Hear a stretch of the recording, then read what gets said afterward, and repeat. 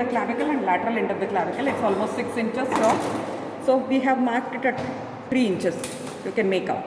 Okay, so this is mid clavicular point. So similarly, here also. So 6 inches, 3 inches you have marked the point. Now come here, pubic symphysis, anterior superior iliac spine. Measure the distance.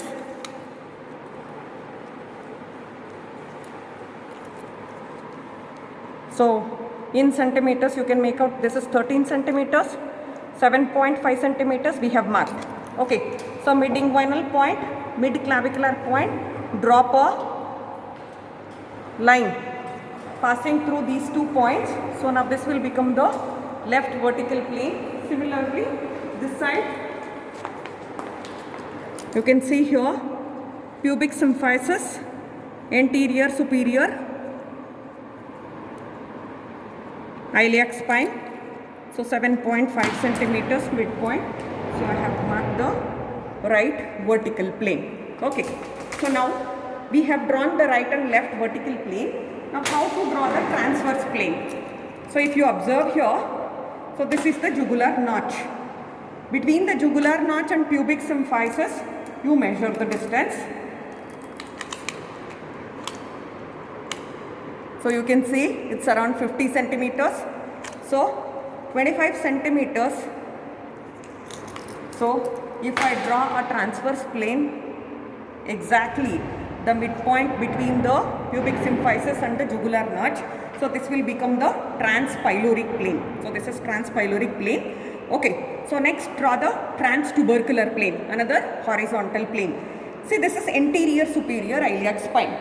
Go 5 centimeters behind the anterior superior iliac spine, you can feel a bony prominence here. So it's almost 5 centimeters behind the anterior superior iliac spine. So if you want to measure also, you can even measure. So go 5 centimeters behind. So this is tubercle of the iliac crest. So similarly here also, anterior superior iliac spine, go almost 5 centimeters behind. So this will be your tubercle of the iliac crest.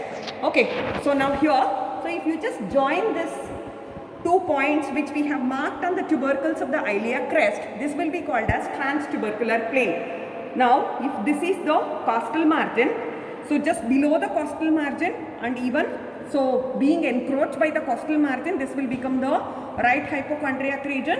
Below the xiphisternum, epigastric region, and here on the left side, left hypochondriac region.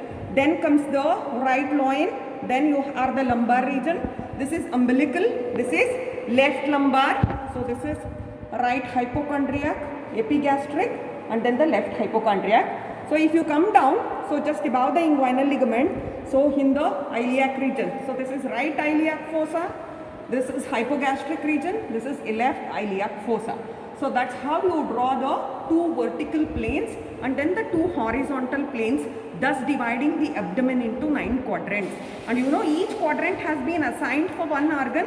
So right hypochondrium, you will see the liver, right lobe with gallbladder. So epigastric, more so it will have the stomach. If you come to left hypochondriac, it will have partly the stomach plus it will also have spleen. Then if you come to right lumbar, kidney, umbilical coils of small intestine, left kidney with left suprarenal gland, right kidney with right suprarenal gland, right iliac fossa you will have cecum with appendix, here you will have the bladder in the distended position, and left iliac fossa you will have the sigmoid colon. So these are the quadrants and the organs which have been assigned to each quadrant. So this is done. So